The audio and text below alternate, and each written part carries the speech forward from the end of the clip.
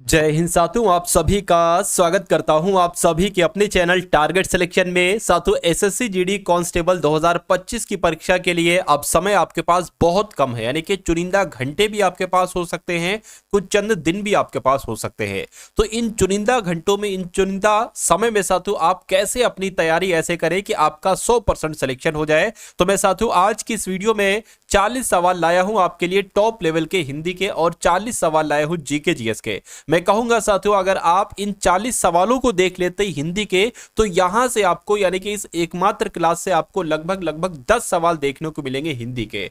उसके अलावा साथियों तकरीबन 10 सवाल आपको देखने को मिलेंगे जीके के। तो ये साथियों तकरीबन 30 से 40 मिनट की क्लास होगी। अगर इन 30 से 40 मिनट की क्लास से आप 30 से 40 नंबर गेन कर लेते हैं तो इसमें साथियों कोई बुरा सौदा नहीं है। तो पूरी हिंदी को साथियों खंगाला है आज की इस वीडियो में। देखेंगे साथियों पूरी हिंदी को, टॉप लेवल के सभी क्वेश्चंस है, और जो क्वेश्चंस आपको बताऊं वो आपको ध्यान रखना है, और उससे संबंधित जानकारी आपको जो दूं वो आपको बहुत अच्छे तरीके से ध्यान रखना है अगर आप वाकई में अपने एग्जाम को क्रैक करना चाहते हैं। तो पहला सवाल आपकी स्क्रीन पर आ चुका है, कह रहे कि विषाद का विलोम क्या होता है। तो विषाद के विलोम क्या होता है आपको यहां पर बताना है। विषाद की अगर बात करते हैं साथियों, विषाद का विलोम आपका हो जाएगा हर्ष। क्या हो जाएगा? विषाद का विलोम क्या हो जाएगा साथियों? हर्ष। एक तरीके से विषाद का मतलब पता क्या होता है? विषाद का मतलब होता है साथियों उदासी, ठीक है ना। तो उदासी का विलोम भी क्या होता है? एक तरीके से हर्ष ही होता है। और हर्ष का मतलब क्या होता है साथियों? हर्ष का मतलब होता है खुशी। हर्ष का मतलब क्या होता है?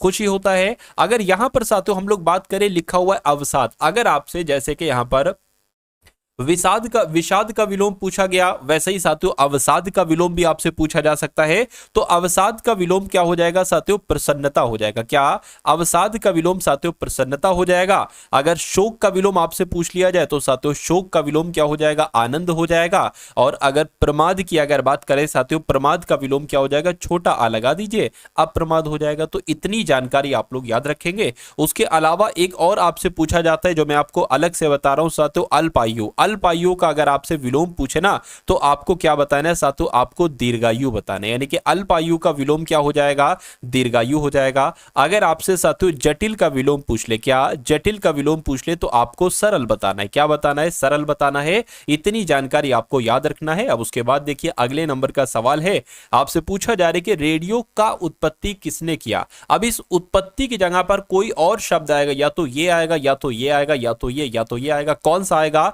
तो रेडियो का आविष्कार किसने किया ये होना चाहिए, उत्पत्ति किसने की ये सही नहीं है।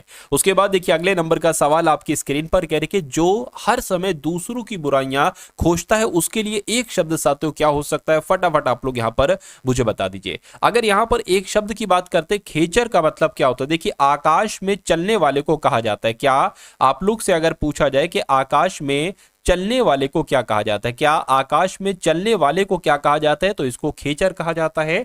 उसके अलावा अगर आपसे तितीर्षा के बारे में पूछ लिया जाए तो तैरकर पार कर जाने की इच्छा। क्या? तैरकर। क्या साथियों आप लोग ध्यान रखेंगे, तैरकर अगर आपसे पूछा जाए तैरकर पार जाने की इच्छा, क्या तैरकर पार जाने की इच्छा को क्या कहा जाता है साथियों? तितीर्षा कहा जाता है। यह भी आपके लिए बहुत इंपॉर्टेंट है। तो अगर बात करते हैं जो हर समय दूसरों की बुराइयां खोजता हो उसके लिए एक शब्द क्या होगा? तो उसको छिद्रान्वेषी कहा जाएगा, जिनका आंसर ऑप्शन नंबर 4 के साथ है। मैं कहूंगा आंसर आपका बिल्कुल करेक्ट है। साथियों यहां पर मैं आपको बता देता हूं, अब आपके पास समय बहुत कम है, तो आप क्या काम कर सकते हैं अपने एग्जाम को, अगर आपको वाकई में क्रैक करना है। ये 3 पीडीएफ मैं आपको दे रहा हूं, इसको साथियों पढ़ लीजिएगा, ठीक है ना। पहली पीडीएफ आपको दी जाएगी साथियों पीवाईक्यू, यानी कि एसएससी के जो अब तक क्वेश्चंस आ चुके हैं पिछली शिफ्ट में, ठीक है ना, जो 2024 के फरवरी महीने में हुआ था कुछ, उसके क्वेश्चंस दूंगा। और वो डायरेक्ट देखना, दोबारा से वही क्वेश्चन आएंगे, रीजनिंग, मैथ, हिंदी, जीके के, ठीक है ना। उसके अलावा साथियों जैसा पेपर आपका आ रहा है ना, वैसे 10 मॉडल पेपर का सोल्यूशन आपको दे रहा हूं। मेरी रिक्वेस्ट आपसे कि इन 10 मॉडल पेपर का एक बार सरसरी निगाहों से सोल्यूशन देखकर चले जाइएगा। पेपर मैक्सिमम पोर्शन यहां से आपका आएगा। उसके अलावा साथियों आपको इंपॉर्टेंट करंट अफेयर की पीडीएफ दी जा रही है। तो ये तीनों पीडीएफ आपको सिर्फ और सिर्फ 45 रुपए में दी जा रही है। डिस्क्रिप्शन में लिंक है एसएससी जीडी पीडीएफ का, उस लिंक पर से जाकर साथियों आप उन पीडीएफ को ले सकते हैं 45 रुपए का पेमेंट करके, ठीक है ना। तो मैं कहूंगा साथियों तकरीबन 55 के आसपास, 55% के आसपास यहां से आपका पेपर फंसेगा। कोई दिक्कत, कोई परेशानी आपको नहीं होना चाहिए। तो इस पीडीएफ को साथियों जाकर जरूर ले लीजिएगा और सरसरी निगाहों से एक बार पढ़ लीजिएगा। अब इस सवाल की अगर बात करें, कह किस शब्द की वर्तनी सही, यानी कि उज्ज्वल मैं आपको दसियों बार बता चुका हूं उज्जवल में साथियों 2 बार जा आता है और दोनों बार आधा आधा जा आता है, तो जिनका आंसर ऑप्शन नंबर बी है बिल्कुल करेक्ट है। उसके बाद देखिए कहने के मेहमान का पर्यायवाची नहीं है, तो मेहमान को साथियों अतिथि कहा जाता है, बिल्कुल। मेहमान को अभ्यागत कहा जाता है, मेहमान को आगंतुक कहा जाता है, लेकिन मेहमान को पाहन नहीं कहा जाता है। क्या पाहन नहीं कहा जाता है? पाहन का मतलब पता क्या होता है साथियों? पाहन का मतलब होता है पत्थर। क्या पाहन की अगर बात करें, पाहन का मतलब क्या होता है? पाहन का मतलब होता है साथियों पत्थर, ठीक है ना। ये आप लोग यहां पर ध्यान रखेंगे। उसके अलावा अगर आप लोग यह ध्यान रखना है कि मेहमान को भैया अतिथि, अभ्यागत, आगंतुक कहा जाता है, ये आपको मालूम होना चाहिए। अच्छा, कुछ पर्यायवाची मैं आपको बता रहा हूं जो आपसे डायरेक्ट एग्जाम में इस बार पूछे जाएंगे। तो अगर पर्यायवाची की अगर बात करें, पक्षी की अगर बात करें, पक्षी के पर्यायवाची आप लोग याद रखेंगे विहग होता है, ठीक है ना। पक्षी का पर्यायवाची विहग भी होता है और विहंग भी होता है। क्या विहग भी होता है और विहंग भी होता है। अच्छा, पक्षी को खग भी कहते हैं और पक्षी की अगर बात करें तो द्विज भी कहा जाता है, पक्षी को द्विज भी कहा जाता है। उसके अलावा अगर बात करते हैं यहां पर कमल शब्द की, तो कमल के कौन कौन से पर्यायवाची आपसे पूछे जा सकते हैं? कमल को साथियों पंकज कहा जाता है। क्या पंकज कहा जाता है। और कमल की अगर बात करें तो अरविंद भी कहते हैं, कमल को पंकज भी कहते हैं, अरविंद भी कहते हैं। उसके अलावा नीरज भी कहते हैं। क्या साथियों? नीरज भी कहते हैं। उसके अलावा अगर बात करें अंबुज भी कहा जाता है, पंकज को ना अंबुज भी कहा जाता है, ये आप लोगों को मालूम होना चाहिए। बादल शब्द की अगर बात करें कि बादल के कौन कौन से पर्यायवाची आपसे पूछे जा सकते हैं, तो बादल की अगर बात करें, बादल को साथियों जलद कहा जाता है। बादल की अगर बात करें, बादल को साथियों वारिद कहा जाता है। देखिए जो बादल के पर्यायवाची है ना, तो उसमें अंत में दा है, जैसे कि यहां पर दा आ गया है, यहां पर दा आ गया है। पयोद की अगर बात करें तो ये भी बादल का पर्यायवाची, देखिए इसमें भी दा आ गया है। अगर अंबुद की अगर बात करें तो अंबुद में भी देखिए दा आ गया है, ठीक है ना, तो ये बादल का पर्यायवाची हो जाएगा। उसके अलावा तोयद, क्या साथियों? तोयद ये भी बादल का ही पर्यायवाची होता है और नीरद ये भी बादल का ही पर्यायवाची होता है। तो ये सारे बादल के पर्यायवाची है। तो जितना मैं आपको साथियों पढ़ा रहा हूं उतना बहुत अच्छे तरीके से आप लोग पढ़कर जाइएगा। मेरा मानना है कि पेपर आपके लिए इतना आसान हो जाएगा, इतना आसान हो जाएगा, बिल्कुल बच्चों का खेल हो जाएगा साथियों इस एग्जाम को क्रैक करना आपके लिए। और आप देखोगे कि 20 के 20 प्रश्न साथियों आपके पढ़े हुए आ रहे हैं। तो बहुत अच्छे तरीके से पूरे ध्यानपूर्वक कंसंट्रेशन के साथ साथियों इस वीडियो को आप लोग देखेंगे। और अगर आप चाहते हैं कि मैं आपके लिए और मेहनत करूं तो इस वीडियो को लाइक कर दीजिए। अगर चैनल पर नए हैं तो चैनल को साथियों जरूर सब्सक्राइब करके बेल आइकन पर जरूर क्लिक कर लीजिएगा। अब अगर बात करें करके आज अमावस की रात है, वाक्य में रेखांकित शब्दों का तत्सम क्या होगा? यानी कि एक तो अमावस का आपको बताना है तत्सम क्या होगा, एक रात का आपको बताना है तत्सम क्या होगा। तो रात को तो रात्रि कहते हैं, रात्र नहीं कहते हैं, रात्रि नहीं कहते, ये वाला रात्रि सही होगा। और अमावस को तत्सम में क्या कहते हैं? अमावस्या कहते हैं। तो इस प्रकार जिनका आंसर ऑप्शन नंबर ए के साथ है, मैं कहूंगा आंसर आपका बिल्कुल करेक्ट है। उसके बाद देखिए शुद्ध वाक्य के बारे में आपसे पूछा जा रहा है, शुद्ध वाक्य के बारे में आपसे पूछा जा रहा है, ये ऑप्शन नंबर 1 है, ठीक है ना, ये ऑप्शन नंबर 1 है। यानी कि आरती तथा अर्चना और अनीता एक साथ पढ़ती है, ऐसे थोड़ी ना साथियों शुद्ध वाक्य लिखा जाएगा। ऐसे ये तथा यहां पर नहीं होना चाहिए क्योंकि 3 लोग हैं ना, तो आरती और फिर यहां पर साथियों एक तरीके से कॉमा लग जाएगा, अर्चना और अनीता एक साथ पढ़ती हैं, ये होना चाहिए। यह पाप है या के पुण्य, ये भी सही नहीं है, यह पाप है या पुण्य के यहां पर नहीं आना चाहिए, तो ये भी आपका गलत वाक्य हो जाएगा, ठीक है। उसके बाद लिखा हुआ यहां पर कि बैंक के कई कर्मचारियों ने प्रदर्शन किया, ये बिल्कुल सही लग रहा है और सही होगा भी, ठीक है। उसके बाद लिखा है शिक्षक ने छात्रों से कहा कि भारत उनका देश है, होना क्या चाहिए था? शिक्षक ने छात्रों से कहा, क्या शिक्षक ने छात्रों से कहा कि भारत हमारा देश है, उनका देश थोड़ी ना, उनके की जगह पर साथियों हमारा आना चाहिए था, तो ये भी आपका गलत हो जाएगा। यानी कि जो आपका शुद्ध वाक्य होगा वो ऑप्शन नंबर 3 वाला होगा, ठीक है ना। उसके बाद देखिए नेक्स्ट नंबर का सवाल कह रहे कि मैं ईंट का जवाब पत्थर से दूंगा, यानी कि ईंट का जवाब पत्थर से देने का मतलब क्या होता है मुझे बताइए। शर्मिंदा करना नहीं, करारा जवाब देना, बिल्कुल साथियों करारा जवाब देना, ये आपका यहां पर बिल्कुल करेक्ट आंसर हो जाएगा। उसके बाद देखिए कह रहे कि अपयश, यहां पर एक शब्द दिया गया हुआ है अपयश, कह रहे कि इसका विलोम क्या होगा, तो अपयश का विलोम क्या होगा साथियों मुझे बता दीजिए। चलिए चलिए देखिए अपयश की अगर बात करें, अपयश का मतलब पता क्या होता है? अपयश का मतलब होता है बदनामी। क्या अपयश की अगर बात करें इसका मतलब होता है साथियों बदनामी, इसका विलोम क्या हो जाएगा? सुयश हो जाएगा। क्या हो जाएगा साथियों? सुयश हो जाएगा, ठीक है ना। एक तरीके से प्रसिद्धि भी हम लोग यहां पर कह सकते हैं। तो जिनका आंसर ऑप्शन नंबर ए है, मैं कहूंगा आंसर आपका बिल्कुल करेक्ट है। चलिए अब उसके बाद देखिए साथियों नेक्स्ट नंबर का सवाल कह रहे कि आग से झुलसा हुआ, इसका मतलब क्या होता है? आग से झुलसे हुए के लिए साथियों एक शब्द आपसे यहां पर पूछा जा रहा है, मुझे आप लोग यहां पर बता दीजिए।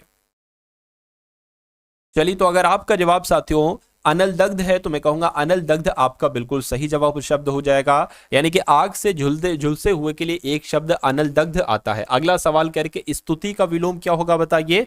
तो स्तुति का विलोम आपसे यहां पर कुल मिला के पूछा जा रहा है, मुझे बताइए, ठीक है ना। तो स्तुति का विलोम साथियों क्या हो जाएगा, निंदा हो जाएगा। स्तुति का विलोम क्या हो जाएगा साथियों, निंदा हो जाएगा। स्तुति का मतलब पता है क्या होता है, स्तुति का मतलब होता है तारीफ, क्या इसका मतलब होता है, तारीफ होता है। और निंदा का मतलब क्या होता है साथियों, निंदा का मतलब होता है बुराई। तो ये चीजें भी आप लोगों को यहां पर ध्यान होना चाहिए, मालूम होना चाहिए। अब यहां पर अच्छा अगर हम लोग बात करें साथियों, जैसे कि यहां पर एक शब्द है पूजा, तो पूजा का अगर आपसे विलोम पूछा जाए तो छोटा आ लगा देना, अपूजा हो जाएगा, यानी कि पूजा का विलोम हो जाएगा अपूजा। सहयोग का विलोम अगर आपसे पूछे तो छोटा आ लगा देना, असहयोग हो जाएगा, यानी कि पूजा का विलोम अपूजा, सहयोग का विलोम असहयोग।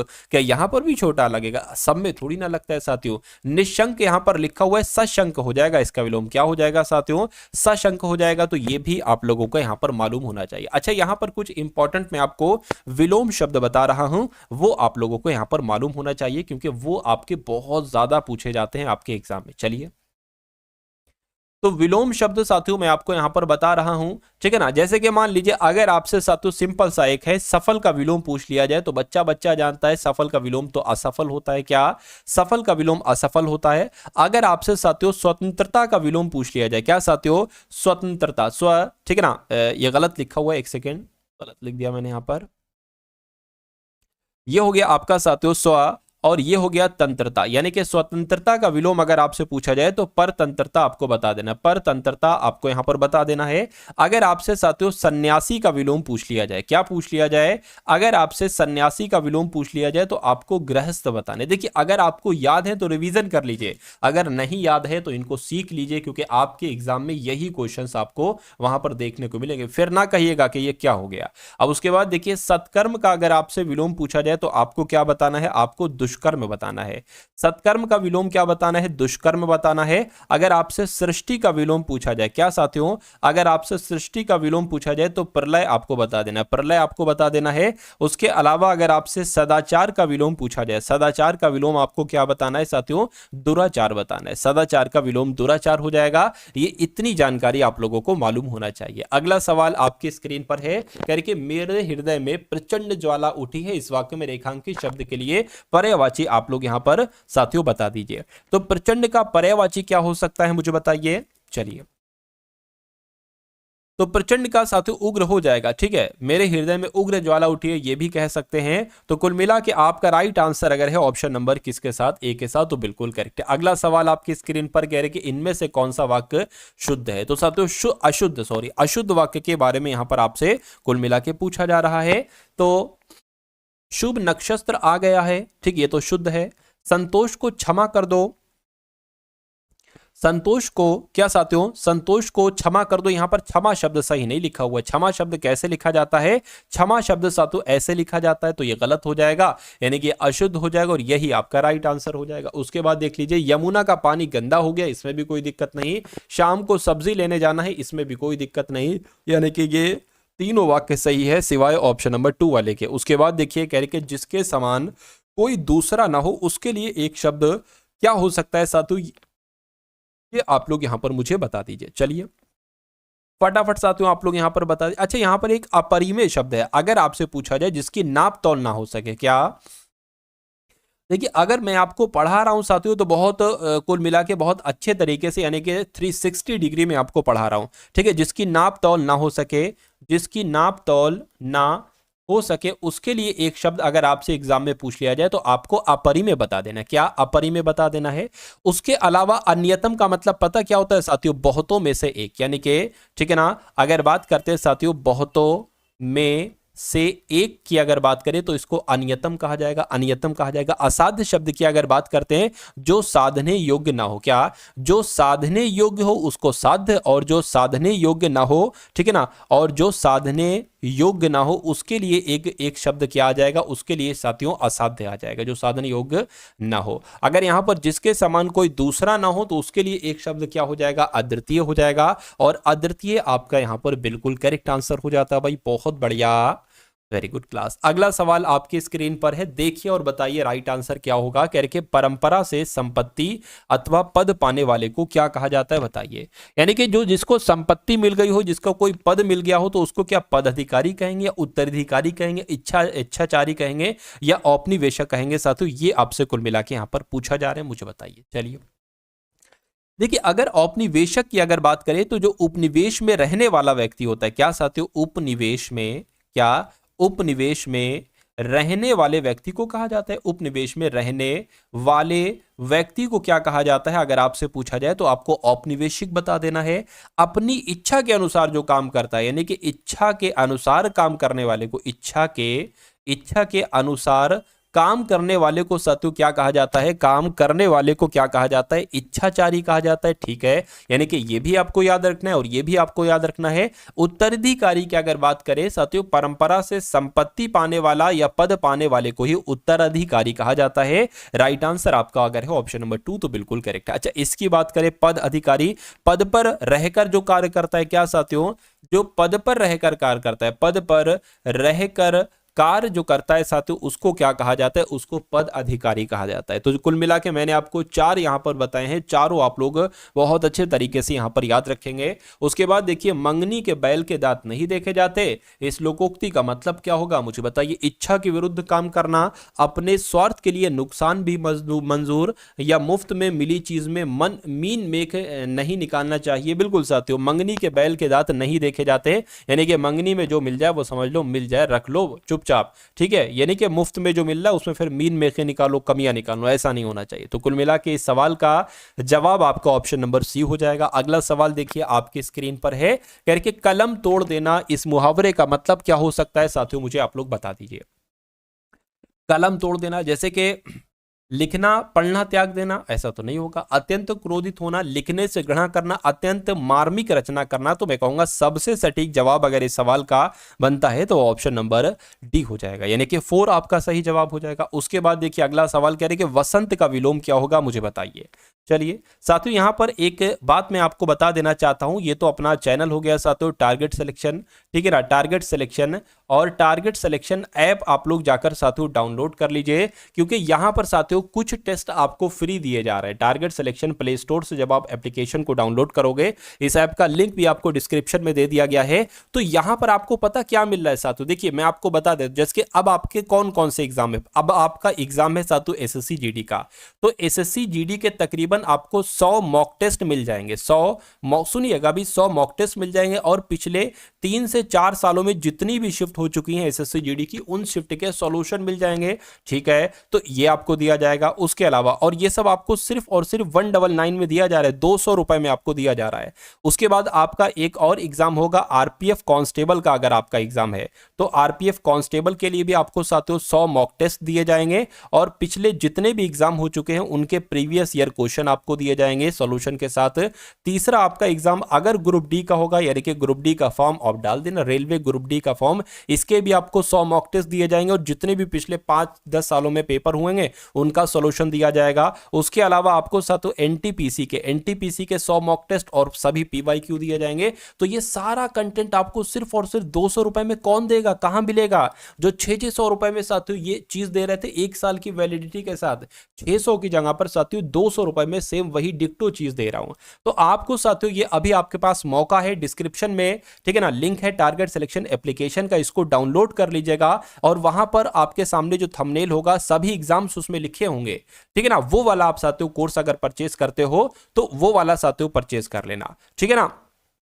चलिए, अगर कोई दिक्कत हो साथियों इस नंबर पे आप कॉल कर लेना, 6393624538, इस नंबर पर आप कॉल कर लेना, ठीक है ना। चलिए अब बात करते हैं वसंत का विलोम क्या हो जाएगा। तो वसंत का विलोम तो भैया पतझड़ होता है। क्या वसंत का विलोम पतझड़ होता है। देखिए पेड़ों पर जब फूल खिलते हैं, मतलब फूल खिलने का मौसम आता है, उसको वसंत कहा जाता है, और पेड़ों की जब पत्तियां वगैरह ये सब झड़ने लगती हैं तो उनको साथियों पतझड़ कहा जाता है। तो वसंत का विलोम पतझड़ ही तो हो जाता है। उसके बाद देखिए कह रहे कि अर्वाचीन का विलोम क्या होता है, मुझे बताइए। चलिए देखिए अर्वाचीन की अगर बात करें, अर्वाचीन का मतलब होता है नया, क्या अर्वाचीन का मतलब होता है नया, और नया का विलोम क्या हो जाएगा साथियों, पुराना हो जाएगा। तो इसमें से पुराना किसे कहा जाएगा, पुराना प्राचीन को ही तो कहा जाएगा। तो इस प्रकार जिनका आंसर ऑप्शन नंबर 3 के साथ है, मैं कहूंगा आंसर आपका बिल्कुल करेक्ट हो जाएगा। उसके बाद देख लीजिए अगले नंबर का सवाल, कहा जा रहा है कि दृढ़, क्या साथियों, दृढ़ संकल्प करके अपना कर्तव्य करो। चलिए, तो यहां आना चाहिए साथियों, दृढ़ संकल्प आना चाहिए, ठीक है ना। तो संकल्प नहीं आएगा, ये भी नहीं आएगा, ये सही नहीं लिखा है, दृढ़ दृढ़ दृढ़ संकल्प आना चाहिए। निम्नलिखित वाक्यों को ध्यान से पढ़े और तय करे कि किस हिस्से में त्रुटि है। तो ऑप्शन नंबर मतलब इस वाले हिस्से में त्रुटि है, और ये त्रुटि ये कहां पर लिखी हुई, तो ऑप्शन नंबर ए में लिखी हुई है। तो यही आपका साथियों बिल्कुल करेक्ट आंसर हो जाएगा भाई, बहुत बढ़िया, वेरी गुड क्लास। अगला सवाल आपकी स्क्रीन पर कह रहे चांदी का पर्यायवाची क्या हो सकता है, मुझे बताइए। तो चांदी शब्द की अगर बात करें ना, यहां पर हम लोग चांदी शब्द का पर्यायवाची क्या होगा, ये आपको साथियों यहां पर, अच्छा कौन सा नहीं है, तो चांदी की अगर बात करें, रजत कहते हैं चांदी को रूपक कहते हैं, चांदी को रौप्य भी कहते हैं, लेकिन चांदी को हिरण थोड़ी ना कहते हैं, चांदी को हिरण नहीं कहते हैं। हिरण की अगर बात करें ना, सोने को कहा जाता है, क्या सोने को कहा जाता है साथियों हिरण, ये भी आपको यहां पर मालूम होना चाहिए भाई, बहुत बढ़िया, वेरी गुड क्लास। अच्छा, सोने के और कौन कौन से पर्यायवाची हैं, सोने को साथियों स्वर्ण भी कहा जाता है, सोने की अगर बात करें तो कंचन भी कहते हैं, क्या सोने को स्वर्ण भी कहते हैं, कंचन भी कहते हैं, सोने को साथियों कनक भी कहते हैं, सोने को स्वर्ण भी कहते हैं और सुवर्ण भी कहते हैं, स्वर्ण भी कहते हैं और सुवर्ण भी कहते हैं। उसके अलावा हिरण्य भी कहा जाता है। उसके अलावा साथियों अगर बात करें सोने की अगर बात करें तो हेम भी कहा जाता है, हेम भी कहा जाता है। तो ये जानकारी आप लोगों को यहां पर मालूम होना चाहिए। और चांदी को साथियों रौप्य कहते हैं, रजत कहते हैं, ठीक है ना, रूपक कहते हैं, ये भी आपको मालूम होना चाहिए। अच्छा, कुछ यहां पर इंपॉर्टेंट मैं आपको बता दे रहा हूं, कुछ इंपॉर्टेंट जो आपके साथियों बनते हैं पर्यायवाची, वो आप लोग यहां पर देख लीजिए। जैसे कि अभी साथियों हो सकता हो शायद आज मैंने आपको बताया हो अतिथि का, क्या अतिथि के पर्यायवाची कौन कौन से बन सकते हैं। तो अतिथि को क्या क्या कहा जाता है, अतिथि को साथियों मेहमान कहा जाता है। अतिथि की अगर बात करें, अतिथि को साथियों पाहुन कहा जाता है। अतिथि की अगर बात करें साथियों आगंतुक कहा जाता है, क्या आगंतुक कहा जाता है, ठीक है ना, आगंतुक कहा जाता है। और अभ्यागत कहा जाता है, क्या कहा जाता है साथियों, अभ्यागत अतिथि को ही कहा जाता है। उसके अलावा अगर आपसे पूछ लिया जाए साथियों औषधि का, क्या साथियों अगर आपसे पूछ लिया जाए कि औषधि के कौन कौन से पर्यायवाची होते हैं, तो औषधि को भाई साहब दवा भी कहते हैं, दवाई भी कहते हैं, ठीक है ना। और औषधि की अगर बात करें भेषज भी कहा जाता है, यानी कि औषधि को साथियों भेषज भी कहा जाता है, ये भी आप लोगों को यहां पर मालूम होना चाहिए। अब बात करें अगर दूध की, दूध के पर्यायवाची कौन कौन से याद रखना है, दूध को साथियों पेय कहा जाता है। दूध की अगर बात करें, दूध को साथियों क्षीर कहा जाता है। दूध को साथियों गोरस भी कहा जाता है, गोरस भी कहा जाता है।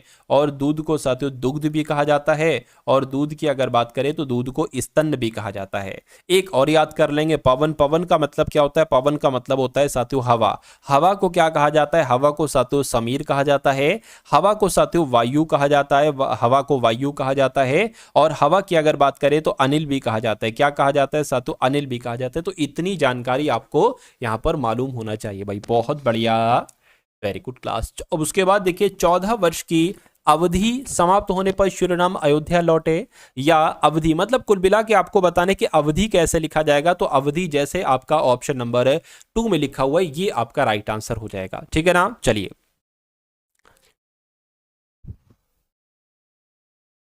अगले नंबर का सवाल आप लोग के सामने कह रहे कि तन बदन में आग लगना, इस मुहावरे का मतलब क्या होता है, मुझे बताइए। तो ना खुश होना, भयभीत होना, क्रोधित होना, बिल्कुल साथियों तन बदन में आग लगना यानी कि क्रोधित हो जाना, बहुत ज्यादा गुस्सा हो जाना।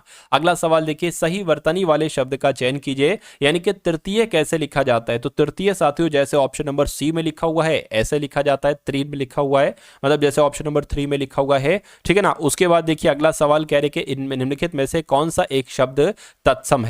तो तत्सम शब्द की साथियों आपको पहचान करना है, कौन सा तत्सम शब्द। देखिए एक चीज मैं आपको बता दे रहा हूं, क्या एक तत्सम शब्द के बारे में मैं आपको बता दे रहा हूं, एक आपको तद्भव शब्द के बारे में मैं आपको बता दे रहा हूं, यानी कि दोनों की ट्रिक मैं आपको बता दे रहा हूं।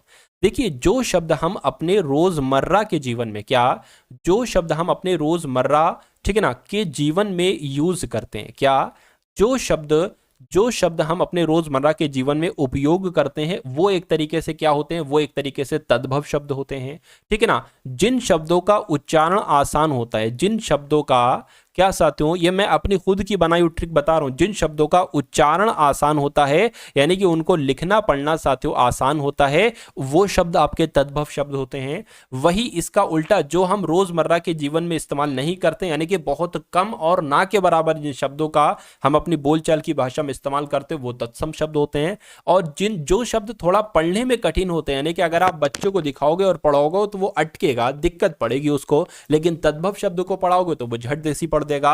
ठीक है ना। तो बताइए अब आपका कौन सा तत्सम शब्द है। यहां पर देखिए, हम मकान शब्द बोलते रहते, अक्सर बोलते रहते, और ये बहुत आसान भी, तो ये आपका तद्भव हो जाएगा। हम काम शब्द भी बोलते रहते हैं अपने रोजमर्रा के जीवन में, और ये बहुत इसका आसान उच्चारण है। हम लोग कोड़ भी तो बोलते हैं, कोड़ बोलते हैं ना, बोलते हैं, लेकिन हम लोग साथियों ज्वर नहीं बोलते। क्या हम लोग साथियों ज्वर नहीं बोलते, हम लोग बुखार बोलते हैं। तो हम लोग तो अपने रोजमर्रा के जीवन में बुखार शब्द का इस्तेमाल करते हैं, तो बुखार तो आपका तद्भव हो जाएगा, लेकिन इसका तत्सम साथियों ज्वर हो जाएगा। इसलिए जिनका भी आंसर ऑप्शन नंबर 1 के साथ है, मैं कहूंगा आंसर आपका बिल्कुल करेक्ट है। उसके बाद देखिए अगला सवाल करके, इनमें से कौन सा देश शब्द नहीं है। देखिए, अगर बींदड़ी की बात करते हैं तो ये देश शब्द है, लुगाई भी साथियों देश शब्द है, और गजबड़ भी देश शब्द है। लेकिन बीबी शब्द की बात करते हैं तो ये एक तुर्की शब्द है। क्या ये तुर्की शब्द है साथियों, इसलिए एक विदेश शब्द हो जाएगा, और ये देश शब्द नहीं होगा। आंसर आपका ऑप्शन नंबर 3 हो जाएगा। उसके बाद देखिए अगला सवाल आपकी स्क्रीन पर है, करके आशा जीवन में प्रकाश का संचार करती है, रेखांकित शब्द का विलोम बताइए। यानी कि आशा का आपसे पूछा जा रहा है साथियों, विलोम क्या हो सकता है, मुझे बताइए। तो आशा का विलोम की अगर बात करें साथियों, निराशा हो जाएगा। आशा का विलोम क्या हो जाएगा साथियों, निराशा हो जाएगा। ये आपको यहां पर मालूम होना चाहिए। अगर आपसे एग्जामिनर उदास का विलोम पूछ ले तो उदास का विलोम आपको पता क्या बताना है, प्रफुल्ल बताना है। और अगर आपसे दुख का विलोम पूछ ले तो दुख का विलोम आपको सुख बता देना है। निराशा का विलोम मैंने आपको बता दिया, आशा हो जाएगा। और अगर हताशा का विलोम आपसे पूछा जाए तो आशावान आपको बताना है। क्या बताना है साथियों, आशावान आपको बताना है। तो इतनी जानकारी आप लोग याद रखेंगे। उसके बाद देखिए अगले नंबर का साथियों सवाल आपकी स्क्रीन पर है, करेंगे जंगल में मोर नाचा किसने देखा। ठीक है, तो रेखांकित शब्द का पर्यायवाची आपको बताना है, यानी कि मोर का पर्यायवाची आपको यहां पर बताना है। कौन सा मोर का पर्यायवाची हो सकता है। तो मोर को तो साथियों क्या कहा जाता है, मोर को यहां पर सारंग कहा जाता है। क्या कहा जाता है साथियों, सारंग कहा जाता है। अगर कपोत शब्द की बात करें, कपोत का मतलब पता क्या होता है, कबूतर होता है, यानी कि कबूतर का पर्यायवाची होगा कपोत। उसके अलावा कबूतर की अगर बात करें तो कबूतर को हरित भी कहते हैं, और कबूतर का पर्यायवाची साथियों रक्त लोचन भी होता है। क्या होता है साथियों, एक सेकेंड, क्या होता है साथियों, रक्त लोचन भी होता है। रक्त लोचन, ये तो कबूतर के पर्यायवाची हो गए, ठीक है, कोई दिक्कत नहीं है। पिक की अगर बात करें, पिक पता किसे कहा जाता है, कोयल को कहा जाता है, यानी कि कोयल का पर्यायवाची पिक हो जाएगा। कोयल को साथियों कोकिला भी कहा जाता है। क्या कहा जाता है, कोयल की अगर बात करें तो कोयल को कोकिला भी कहा जाता है, और कोयल को साथियों कोयलिया भी कहा जाता है। क्या, कोयलिया भी कहा जाता है। तो ये आप लोग याद रखेंगे। उसके अलावा काक शब्द की अगर बात करते हैं, ये कौवे को कहा जाता है। काक किसे कहा जाता है साथियों, कौवे को कहा जाता है। कौवे का पर्यायवाची काग भी होता है, और साथियों वायस भी होता है। तो इतनी जानकारी आप सभी लोगों को मालूम होना चाहिए। अगला सवाल आपकी स्क्रीन पर कह रहे कि जो किसी वस्तु या व्यक्ति के प्रति आसक्त हो उसके लिए एक शब्द क्या होगा, उसके लिए क्या अनुयायी होगा, मैं कहूंगा नहीं, उसके लिए अनुरक्त हो जाएगा। अनुरक्त आपका यहां पर बिल्कुल सही जवाब हो जाएगा। ठीक है ना। अगला सवाल देखिए, कह रहे राजू ईमानदारी से काम करता है, रेखांकित शब्द में कौन सी संज्ञा है, मुझे बताइए। अगर हम संज्ञा के भेद की बात करें तो संज्ञा के कितने भेद होते हैं साथियों, 5 भेद होते हैं। 5 भेद होते हैं, जिसमें से साथियों एक भेद होता है आपका भाववाचक संज्ञा। जैसे कि ये ईमानदारी शब्द हो जाएगा, ये भाववाचक हो जाएगा। बेईमानी शब्द हो जाएगा, क्या साथियों, बेईमानी शब्द हो जाएगा, ये भी आपका भाववाचक हो जाएगा। दुश्मनी शब्द आपका कैसा हो जाएगा, भाववाचक हो जाएगा। जवानी हो गया, ठीक है ना, जवानी हो गया, या अगर बात करते हैं साथियों बुढ़ापा हो गया। ये सारे सारे शब्द कैसे हैं, या मिठास शब्द हो गया, ये सारे के सारे शब्द साथियों आपके भाववाचक के अंतर्गत आएंगे। ये आपको यहां पर मालूम होना चाहिए। ठीक है ना, चलिए कोई दिक्कत नहीं है। अगर यहां पर बात करते हैं, मान लीजिए किसी व्यक्ति का नाम आ जाता है, यानी कि दुनिया में किसी भी व्यक्ति का नाम आ जाए, जैसे कि रोहन आ जाए, सोहन आ जाए, या किसी चीज का नदी आ जाए। देखिए अगर नदी शब्द आ जाता है कि नदी में कौन सी संज्ञा है, तो जातिवाचक है। लेकिन अगर किसी नदी का नाम आ जाए, जैसे गंगा नदी, तो वो व्यक्तिवाचक हो जाएगा। किसी देश शब्द आ जाए तो वो जातिवाचक हो जाएगा। लेकिन किसी देश का नाम आ जाए, पूछा जाए इसमें कौन सी संज्ञा है, तो अमेरिका आपको बताना है। व्यक्ति शब्द आ जाए तो ये जातिवाचक हो जाएगा। जाएगा, लेकिन किसी व्यक्ति का नाम आ जाए तो वो आपका किसी व्यक्ति शब्द से पूछा जाए तो जातिवाचक हो जाएगा, लेकिन अगर किसी व्यक्ति का नाम आ जाए जैसे सोहन रोहन तो वो आपका व्यक्तिवाचक हो जाएगा। ठीक है ना। अगले नंबर का सवाल आपकी स्क्रीन पर है, कह रहे कि इनमें से कौन सा शब्द तत्सम नहीं है। तो इनमें से कौन सा शब्द साथियों तत्सम नहीं है, ये आपसे कुल मिला के आपको यहां पर बता देना है। बताइए। चलिए, तो देखिए ये अगर बात करते ये एक तत्सम शब्द है, ठीक है ना, लेकिन सांप की अगर बात करें तो सांप अगर बात करें ये आपका एक तद्भव शब्द हो जाएगा। क्या हो जाएगा साथियों, तद्भव शब्द यहां पर आपका ये हो जाएगा। अच्छा, यहां पर एक शब्द लिखा हुआ है मूषक, यहां पर तो आंसर मैं आपको बता देता हूं, तद्भव शब्द हो जाएगा सांप, बाकी सारे तत्सम शब्द है। ठीक है, वधु की अगर बात करें तो वधु एक तत्सम शब्द है, इसका तद्भव क्या होगा, इसका तद्भव बहु होगा। हस्ती की अगर बात करें, हस्ती एक तत्सम शब्द है, इसका तद्भव क्या होगा साथियों, हाथी होगा। मूषक एक तत्सम शब्द है, इसका तद्भव क्या होगा, मूसा होगा। तो इतनी जानकारी आपको यहां पर मालूम होना चाहिए। ठीक है ना। चलिए, उसके अलावा मैं आपको और चीजें बता देता हूं, जैसे कि अग्नि, अग्नि एक तत्सम शब्द है, इसका अगर आपसे तद्भव पूछे तो आपको आग बता देना है। उसी प्रकार साथियों अंध, अंध क्या है, अंध साथियों अंध एक तत्सम शब्द होता है, इसका तद्भव क्या हो जाएगा, अंधा हो जाएगा, इसका तद्भव शब्द अंधा हो जाएगा। ठीक है ना, ये आपको जानकारी यहां पर मालूम होना चाहिए। नेक्स्ट नंबर का सवाल है, कह रहे हैं कि दिए गए विकल्पों के आधार पर रिक्त स्थान की पूर्ति करना है आपको। कहा जा रहा है संक्षेपण तैयार करने के बाद उसके लिए सुयोग्य चयन किया जाना चाहिए। ठीक है ना, सुयोग का ये जो का यहां पर आए, ये का यहां पर आना चाहिए, सुयोग का चयन किया जाना चाहिए। तो खाली जगह पर कौन सा आएगा, संक्षेपण तैयार करने के बाद उसके लिए सुयोग पाठ का चयन किया जाना चाहिए, कथा का, शीर्षक का, व्यक्ति का। तो मैं कहूंगा शीर्षक शब्द यहां पर बिल्कुल सही तरीके से आना चाहिए। दिए गए विकल्पों में से रिक्त स्थान की पूर्ति कीजिए, यानी कि कुल मिला के समाज मानव जाति कि अब यहां पर एक खाली जगह है, समाज मानव जाति की लज्जा और विकास का मूल आधार है, सुरक्षा और विकास का मूल आधार है, या इच्छा या सातु प्रक्रिया। तो यहां पर जो शब्द आएगा वो सुरक्षा आएगा, यानी कि समाज मानव जाति की सुरक्षा और विकास का मूल आधार है, ये पूरा वाक्य होना चाहिए। उसके बाद देखिए, कह रहे कि अगुआ बनकर मंजिल दिखाने वाला पथ प्रदर्शक कहलाया जाता है, या रास्ता दिखाने वाला, या लक्ष्य दिखाने वाला, या स्थान दिखाने वाला। तो यहां पर रास्ता शब्द आना चाहिए, अगुआ बनकर रास्ता दिखाने वाला पथ दर्शक कहलाता है। अगला सवाल देखिए, कहा जा रहा है कि पदक्रम की दृष्टि से कौन सा वाक्य शुद्ध है, मुझे बताइए। ठंडा घड़े का पानी ले आइए, घड़ा ठंडा थोड़ी ना होता है, पानी ठंडा होता है, तो ये गलत हो जाएगा। यह संभव हो सकता है क्या, यह संभव हो सकता है, ऐसा भी नहीं। केवल 4 रुपए मात्र भी, केवल भी फूलों की एक माला लाइए, ये सही है, फूलों की एक माला चाहिए, ये आपका बिल्कुल शुद्ध हो जाएगा पदक्रम के अनुसार।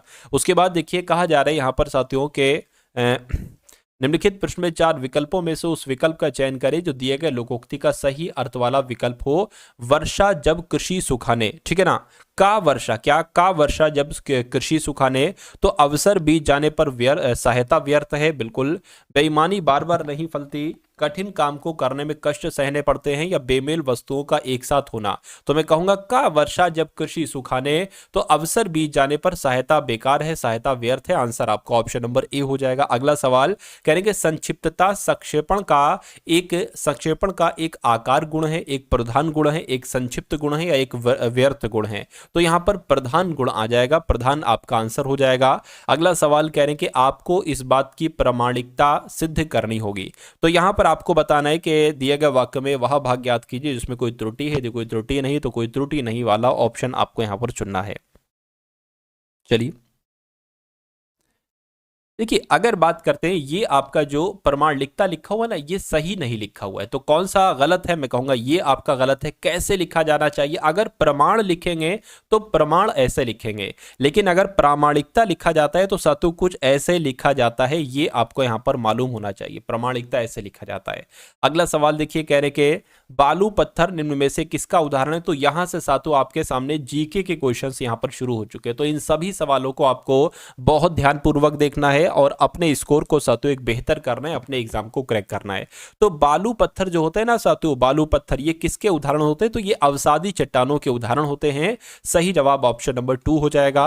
अगला सवाल आपकी स्क्रीन पर है, कहा जा रहा है कि भारत सरकार द्वारा न्यायाधीश राजेंद्र सच्चर समिति की स्थापना किस लिए की गई थी? तो भारतीय अर्थव्यवस्था के असंगठित क्षेत्र की स्थिति का अध्ययन करने के लिए नहीं, भारत में राष्ट्रीय उद्यानों की स्थिति का अध्ययन करने के लिए नहीं, भारत की विदेश नीति की स्थिति की जांच करने के लिए नहीं, मुस्लिम समुदाय की सामाजिक और आर्थिक स्थिति की जांच करने के लिए। बिल्कुल सही। यानी कि आप लोगों को इतना ध्यान रखना है कि भारत सरकार के द्वारा न्यायाधीश राजेंद्र सच्चर सिंह समिति की स्थापना मुस्लिम समुदाय की सामाजिक और आर्थिक स्थिति की जांच करने के लिए की गई थी।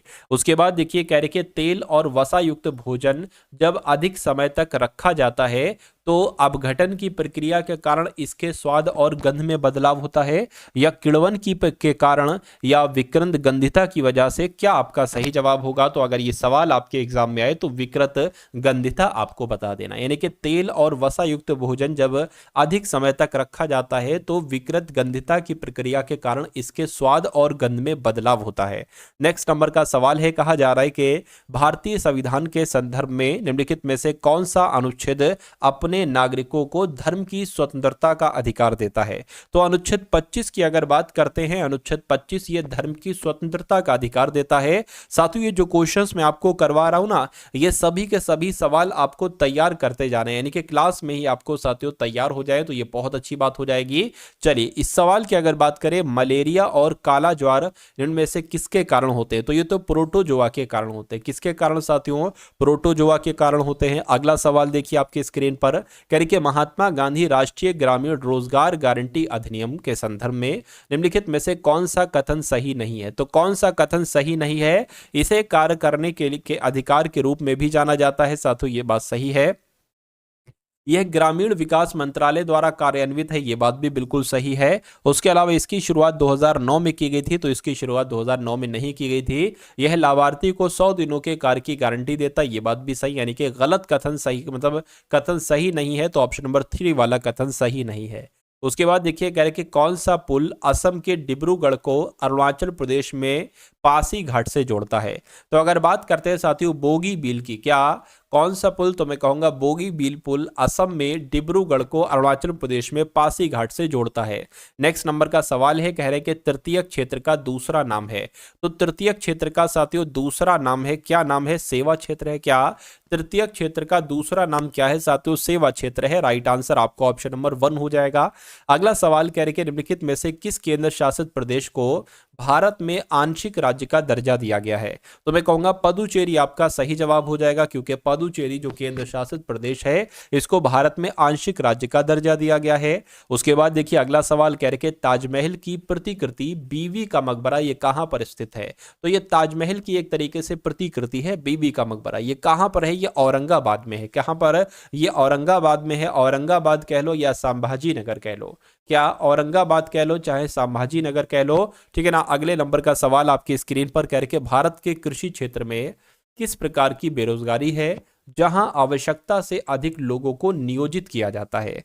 तो क्या आपका राइट आंसर होगा साथियों ये प्रच्छन्न बेरोजगारी? आपके भी सवाल का बिल्कुल सही जवाब हो जाएगा। उसके बाद देखिए कह रहे कि कुछ दिनों के बाद पीतल और कांस्य की मूर्तियां हरी हो जाती हैं, इसका कारण क्या है? तो क्षरण की वजह से साथियों हरी हो जाती है। अगला सवाल है कि बाली यात्रा भारत के निम्नलिखित में से किस राज्य में मनाई जाती है? तो जो बाली यात्रा है ना ये तो ओडिशा में मनाई जाती है। कहां पर साथियों? ये ओडिशा में मनाई जाती है, ये आप लोगों को यहां पर मालूम होना चाहिए। नेक्स्ट नंबर का सवाल है करके भारतीय राष्ट्रीय कांग्रेस का लाहौर अधिवेशन 1929 क्यों महत्वपूर्ण है? तो ये इसने पूर्ण स्वराज की मांग का प्रस्ताव पारित किया था, इसलिए। बिल्कुल साथियों, रॉलेट सत्याग्रह शुरू करने का नहीं, सिविल सेवा भी नहीं, प्रांतीय चुनाव भी नहीं। तो मैं कहूंगा जो भारतीय राष्ट्रीय कांग्रेस का लाहौर अधिवेशन है जो 1929 में हुआ था, इस समय पूर्ण स्वराज की मांग प्रस्तुत को साथियों की प्रस्ताव को पारित किया गया था। राइट आंसर आपका ऑप्शन नंबर 1 हो जाएगा। अगला सवाल कहने के साथियों वैदिक काल के महत्वपूर्ण देवताओं के सही समूह का चयन कीजिए। यानी कि वैदिक काल के कौन कौन से देवता? ब्रह्मा प्रजापति नहीं, शेषनाग चंद्र नहीं, वरुण विष्णु नहीं, अग्नि इंद्र सोम। बिल्कुल सही, अग्नि इंद्र सोम ये वैदिक काल के महत्वपूर्ण देवताओं में साथियों गिने जाते हैं। नेक्स्ट नंबर का सवाल है, कहा जा रहा है कि निम्नलिखित में से कौन सा परिवेश से ध्वनि एकत्रित करता है? तो मैं कहूंगा साथियों जो आपका पिन्ना यानी कि कर्णपाली है तो ये इस परिवेश से ध्वनि एकत्रित करता है। राइट राइट आंसर आपका ऑप्शन नंबर 4 होगा। अब अगला सवाल देखिए, कह रहे कि भारत में चुनाव के संदर्भ में वीवीपीएटी शब्द का अर्थ क्या है। तो वीवीपीएटी का अर्थ क्या है साथियों, ये आपको बताना है, बताइए। मोटर विजिट तो नहीं है, विविध भी नहीं, motor verifiable paper audit trail है, यानी कि ये आपका जो होगा वो बिल्कुल करेक्ट आंसर हो जाएगा। चलिए उसके बाद देख लेते हैं नेक्स्ट नंबर का सवाल, कह रहे रैयतवाड़ी व्यवस्था किसने लागू की थी। तो रैयतवाड़ी व्यवस्था तो साथियों थॉमस मुनरो के द्वारा लागू की गई थी। किसके द्वारा लागू की गई थी साथियों, थॉमस मुनरो के द्वारा रैयतवाड़ी व्यवस्था को लागू किया गया था। अगला सवाल देखिए, कह रहे बांदीपुर राष्ट्रीय उद्यान, कौन सा राष्ट्रीय उद्यान, बांदीपुर राष्ट्रीय उद्यान निम्नलिखित में से किस राज्य में स्थित है। तो ये साथियों कर्नाटक में स्थित है। कहां पर स्थित है, ये कर्नाटक में स्थित है, ये आपको यहां पर मालूम होना चाहिए। सही जवाब ऑप्शन नंबर 1 हो जाएगा आपका। उसके बाद देखिए, कह रहे कि नटराज की कांस्य मूर्ति किस काल के दौरान बनाई गई थी। तो किस काल के दौरान साथियों बनाई गई थी, ये चोल के द्वारा, यानी कि चोल काल के दौरान बनाई गई थी, ये भी आप लोगों को मालूम होना चाहिए। अगला सवाल देखिए, कह रहे कि प्रकाश वर्ष किससे संबंधित है। तो प्रकाश वर्ष की अगर बात करते हैं यहां पर साथियों, ये दूरी से संबंधित है। किससे साथियों, दूरी से संबंधित है। जो प्रकाश वर्ष है ना, ये दूरी से संबंधित है, यानी कि ये एक इकाई है एक तरीके से। चलिए तो यहां पर साथियों आप लोगों ने देखे इंपॉर्टेंट क्वेश्चंस, ठीक है ना, सभी के सभी साथियों इंपॉर्टेंट क्वेश्चंस थे, लेकिन जीके के साथियों पता नहीं क्यों 20 क्वेश्चन ही यहां पर टाइप हो पाया आज। कोई दिक्कत नहीं साथियों, तो आज आपने बहुत कुछ इस क्लास से सीखा है। तो एक प्यारा सा कमेंट कर दीजिएगा साथियों, जय हिंद का भले चाहे कमेंट कर दीजिएगा। उसके अलावा साथियों जिस पीडीएफ के बारे में मैंने आपको बताया था, अगर वो पीडीएफ आपने अभी तक साथियों नहीं ली है तो उस पीडीएफ को जाकर अभी तुरंत ले लीजिए, क्योंकि आपको सब कुछ दिया जाएगा। हिंदी हो गई, जीके हो गई, रीजनिंग हो गई और साथियों मैथ हो गई, और एक पीडीएफ दी जाएगी आपको इंपॉर्टेंट करंट अफेयर के क्वेश्चंस की। तो ये सारा कंटेंट आपको सिर्फ और सिर्फ 45 रुपए में दिया जा रहा है एग्जाम से पहले, यानी कि जब भी आपका एग्जाम है साथियों, जितने दिन बाद इस पीडीएफ को, तीनों पीडीएफ को सरसरी निगाहों से अगर देखकर आप लोग चले जाएंगे तो मेरा मानना है पेपर आपका बहुत आराम से पास हो जाएगा, ठीक है ना। तो डिस्क्रिप्शन में लिंक है एसएससी जीडी पीडीएफ, वहां से जाकर आप इस पीडीएफ को ले सकते हैं। उसके अलावा साथियों एसएससी जीडी प्लेलिस्ट का लिंक डिस्क्रिप्शन में है, उसको भी एक बार वॉच कर लीजिएगा। पिछली सभी वीडियोस अगर आप देख लेते हैं तो आपकी बुनियाद भी बहुत शानदार हो जाएगी, ठीक है ना। उसके अलावा ग्रुप का लिंक भी है, उसको भी साथियों जाके आप लोग ज्वाइन कर लीजिए। और आपके एग्जाम तक टारगेट सिलेक्शन पर जितनी भी क्लासेस पढ़ें उन सभी क्लासेस को साथियों जरूर देखिएगा, क्योंकि पेपर का मैक्सिमम पोर्शन आपको यहीं से देखने को मिलेगा। तो मिलते हैं हम सभी लोग आने वाली वीडियो में। इस वीडियो को अपने मित्रों के साथ जरूर शेयर कीजिएगा। जय हिंद साथियों।